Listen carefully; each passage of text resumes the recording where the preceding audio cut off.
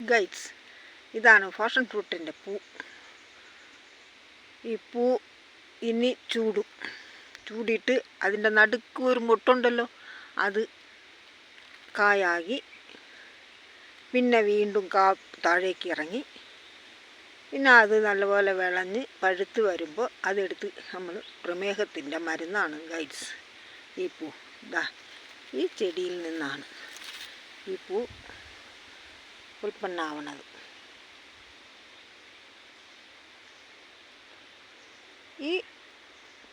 ഈ പഴം ഇത്രയും വള്ളിയായിട്ടും നമുക്ക് വേണ്ടേ ഇങ്ങനെ മൊട്ട് വിട്ടാണ് അത് ഇടയ്ക്കിടയ്ക്ക് ഇത് നാളെ വിരിയും. ഇങ്ങനെ വെള്ളം ഇഷ്ടം പോലെ വേണം ഗൈസ്. ഇതിന് വെള്ളം ഉണ്ടെങ്കിൽ ഈ നല്ലപോലെ വിളഞ്ഞ് കിട്ടും ഈ പഴം.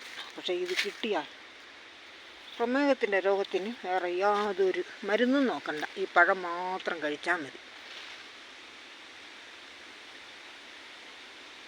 ഇത് ഒരു ചെടി മാത്രമല്ല, ഇതും അതേ ചെടി തന്നെ.